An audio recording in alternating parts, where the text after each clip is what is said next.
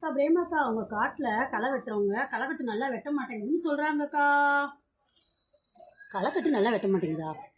அந்த அம்மாவுக்கு ஒரு வேலையே இல்லை. நான் என் காட்டில் அந்த அம்மா வேலை செய்வாங்க, அந்த அம்மா காட்டில் நான் வேலை செஞ்சிட்ருக்கேன். நாங்களாம் காசு கொடுத்துக்க மாட்டோம், இப்படி மாற்றி மாற்றி நாங்கள் செஞ்சுக்குவோம். என்னவா அந்த களைக்கட்டுக்கு என்ன பிரச்சனையா? வரேன் இரு. என்னதாச்சு? இந்த களைக்கட்டு வெட்டலையா? ஏன் வலிக்கிட்டே போகுதா?